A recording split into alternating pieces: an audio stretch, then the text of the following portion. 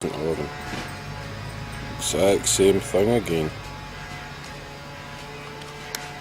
There's a sky tower. Clear sky. I'll try and zoom as far into it as I can without it being shaky, people. It's on a tripod, but what is that?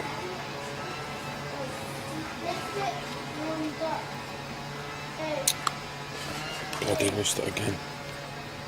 It's a pity you've got something else that's going on. You should have run it through and see if it's into it.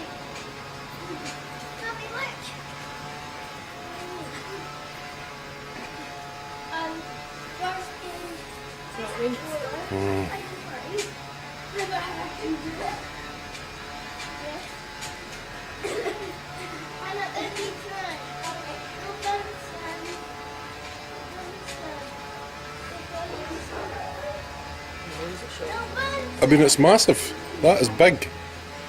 Because you look at it and away in the distance, and then you bring it to the fore and it's just going to disappear underneath the cloud. But that's big, and it's certainly bigger than it was the last time.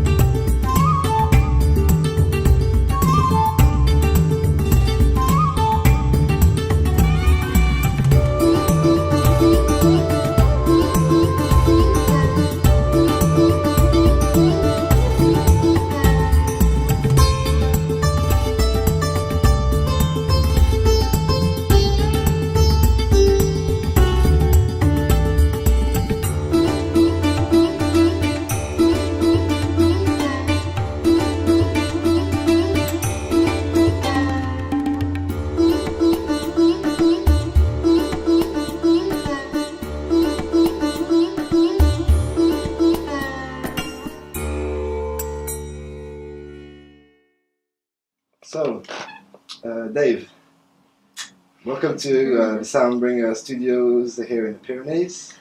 Today we're going to talk about some big changes on this planet. Yeah. Things that have happened recently. So we had some really big things happen recently in the world, and so tell us about how you came here and what you just found out about. What's going on? What's going on? Yeah, tell us about what's going on, really.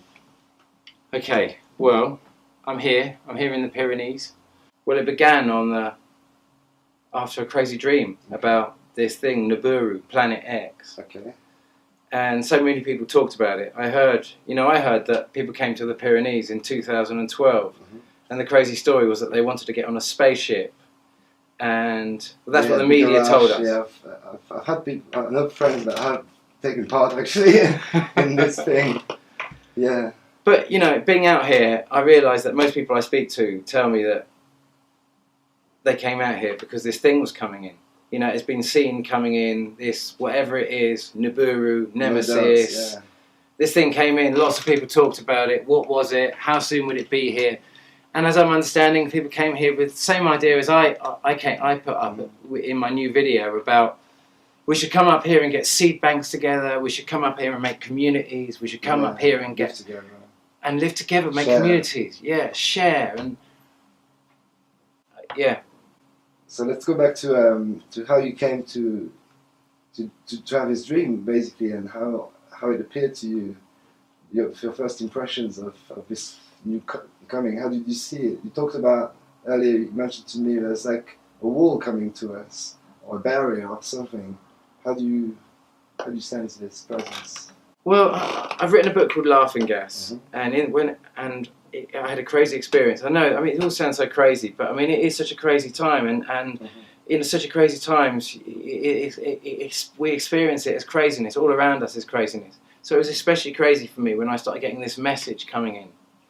And it drove me out to South America. I thought I was sick. I was connected to the pain of the world. I couldn't escape from it. I was just distressed by it. And I wanted to ask the question, what the fuck is going on, to the gods of ayahuasca? Because that's the only place I'd ever really got an answer, truly, where I've really felt I'd communed with God. You know, and so I went back there, and I cured my knee years ago in South America. Yeah, ayahuasca is powerful. And so I went there and I asked what the fuck's going on. That was the question I put to the gods. Literally that question. I know it's a bit rude, no offence, you know what I mean? But it was just, that was the question I put. And the answer I got was, don't worry about your world. Unprecedented peace will now be waged upon your earth. Wow. And then it told me I was going to write a book, and it told me this whole journey, that it was my pain that brought me there, to that place. And it's as much... There's two sides to this. It's like a double-edged sword, and there's a very beautiful side to that pain. And that beautiful side of the pain is the actions that we take to combat that pain. Is our direction in life, is what gives us the harmony to ease that pain when we are connected to when we are connected to it. We have to change the way we live. Stay connect together in different ways, and get out of this mental state we've been into for so many years, through drugs, the population has been controlled through certain type of drugs, and probably we need to lay off these ones and go into another world of exploration. Yeah, well, I with some help of the ancients. Well, I kind of after that experience in South America, I realised that if I was going to write, I had to really kind of like change my whole lifestyle. And I wrote for 6 years, and I learned the practice my father learned during that time. And he died earlier this year, but he was a channel. And he taught me the same technique, and I was able at certain times to open that door to get beautiful answers to these questions that I was putting. That's a gift. It was a beautiful experience, a beautiful time in my life. Writing Laughing Gas was probably the most beautiful experience I've ever had. And then I was answered lots of questions during that process, and one of the things that I was told was that we now approach a wall. But I wasn't told what that wall was. Okay. But it said you can throw everything you like at it, all your nuclear bombs, all your depleted uranium, all your hate, all your racism, all your sort of like, all your, you know, divide and conquer tactics, everything you've got to subvert this world, you can throw at this thing, but you will not take that past this wall. And so you know, the book begins with Humpty Dumpty sat on a wall. Like, you know, no one shall pass through the hole of a needle. You know, only the righteous shall go, like in the Bible. Yeah, it's reminiscent of a lot of religious things as well, I guess. This wall. Yeah, but even in that, you know, there's so much. You know, I often hear that phrase. It's easier for a rich man.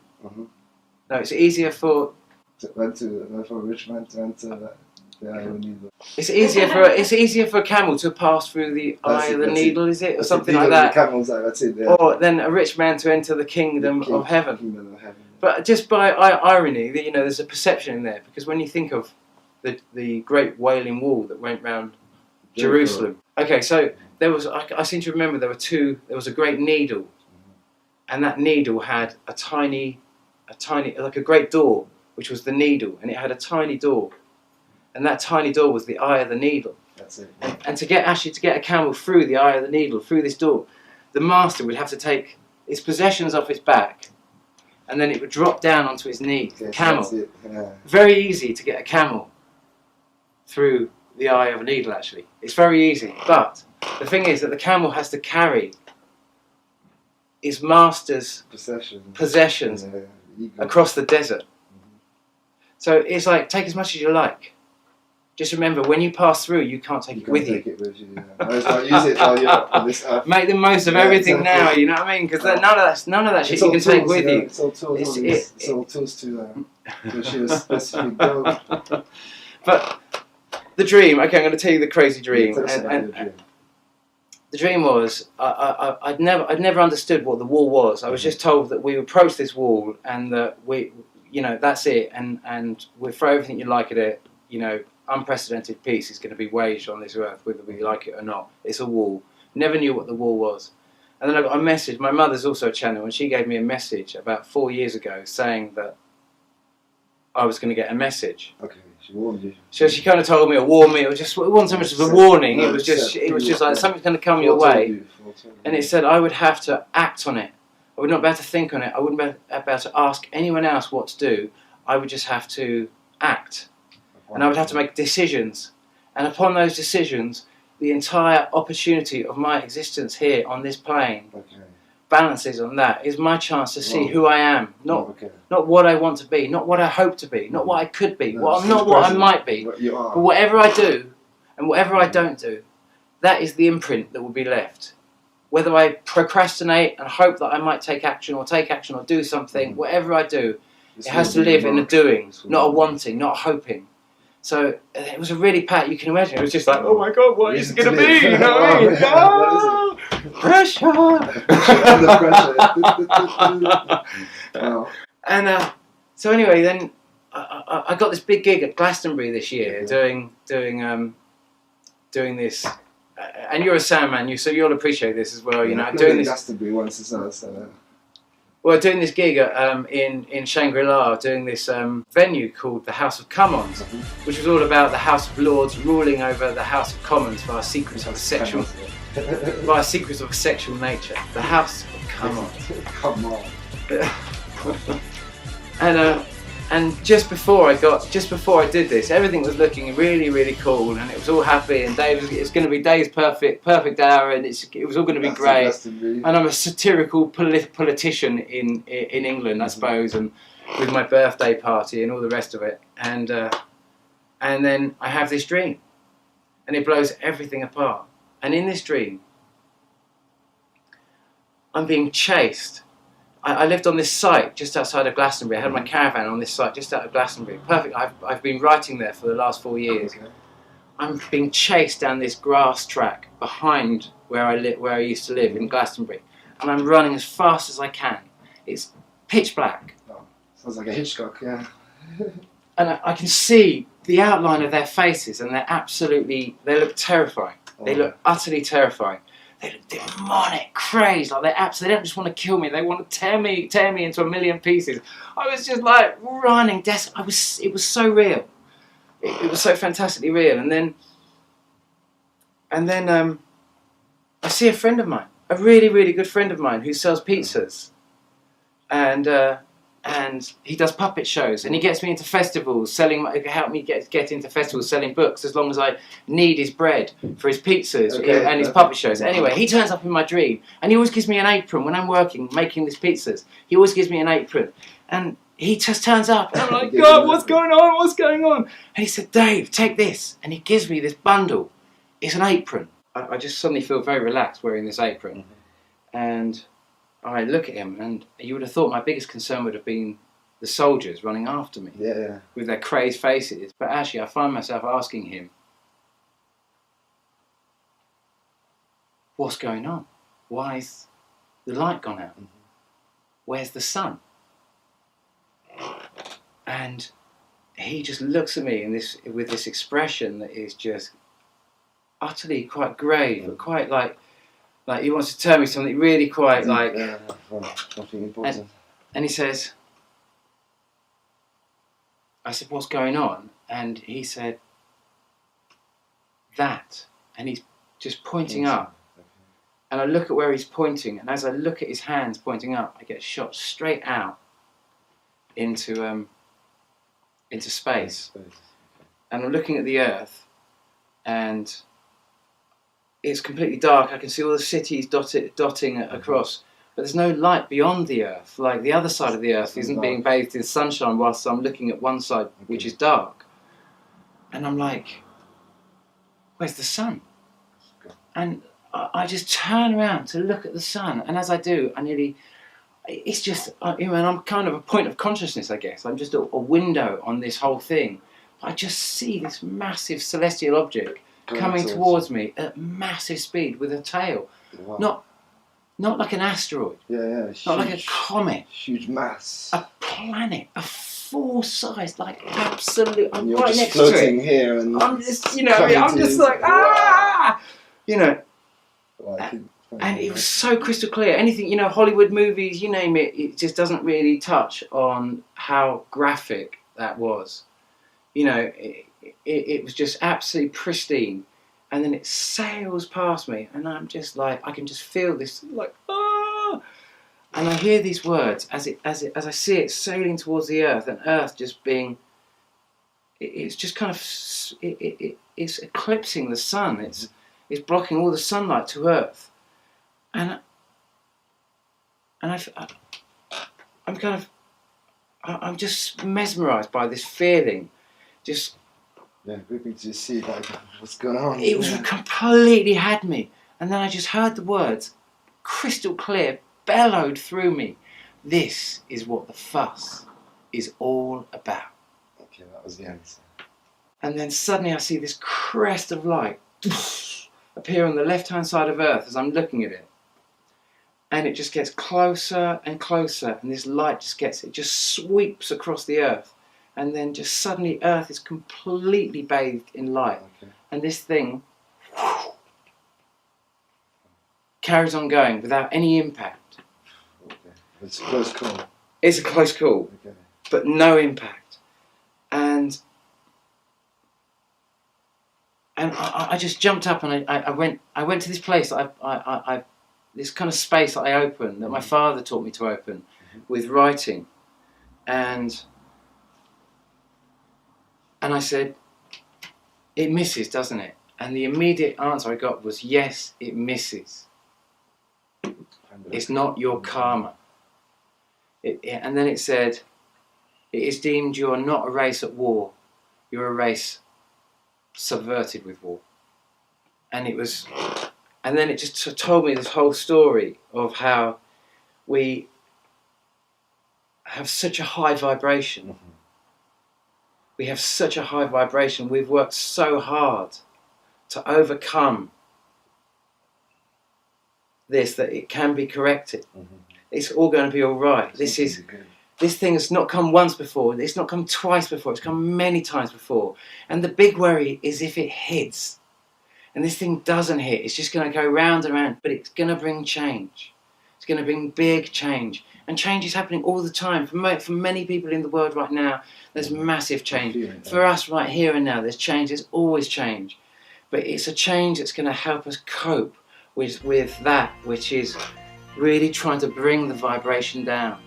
And that's going to come through change. Everything comes through change. So it's going to help us. It's going to help us raise our energy. Whereas, like, let's say the media or the agenda would be to bring us in low vibration.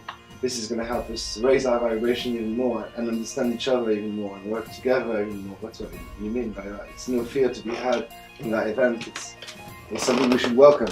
Totally. It's like feeling, yeah. It's something we should embrace. Yeah. That's the feeling I'm getting. I'm getting the feeling that we have got to think about the next 3,600 years. Exactly. What we do with this next age. You know, what we create here will be the beginning of this new age. And the first thing, if this thing does come, the first thing we're going to do is tell those in the future that this thing is coming, so they can prepare. And we can tell them you want to keep this vibration as high as you can, as you will not make it through. You will not get through. That will be the first message we leave. You know, our future generations, telling them, listen, this thing really does come around, and if you go below the radar, there has to be containment. There has to be containment. And actually, we've done so well, even with all this subversion that's going on. The actual vibration of Earth is actually higher than you can possibly believe. We are waging peace. We're all waging peace in our own little way. We all know what's going on. We all see it. None of us can really believe this thing Nibiru or anything. It's a completely different story to everything we've been told. It just seems that so many people have come before us and said, oh, Nibiru's coming, and then it didn't come in 2012, and the Mayan prophecy is telling us, just like the Sanskrit prophecies, just like the biblical prophecies, just like the Mesopotamian prophecies that all told us this thing comes around. And in 2012 they came up here saying this thing was coming. Now we get the earthquakes, the volcanoes, the sinkholes, the raising of the sea temperature. 500 earthquakes in the last 2 weeks. You know, this thing is getting...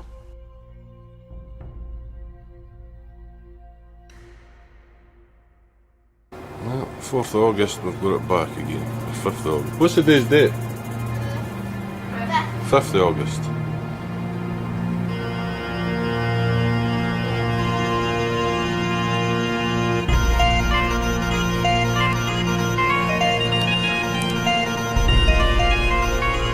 Same thing, 2 tails.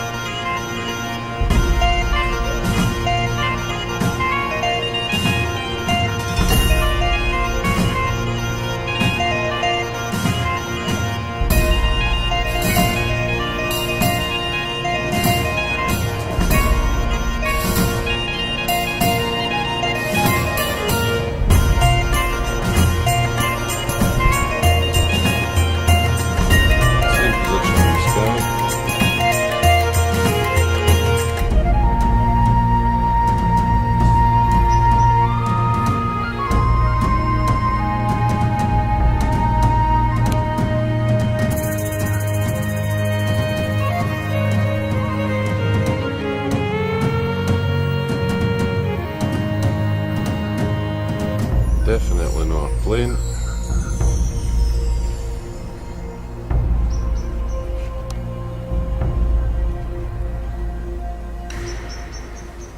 There's a sky tower.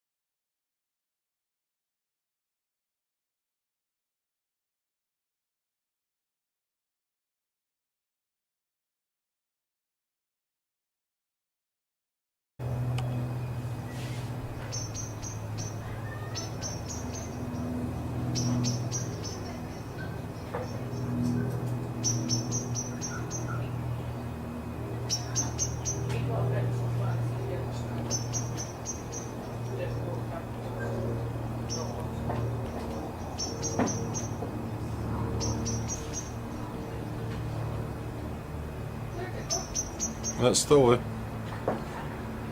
The tails are facing up and down the way. So I mean that tells you it's not a plane. Look. Look. Here. Oh aye.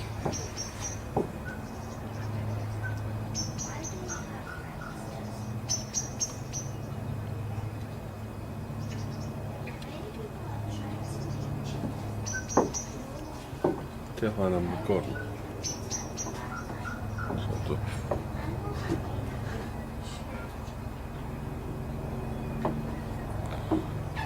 It's lost behind the cloud anyway.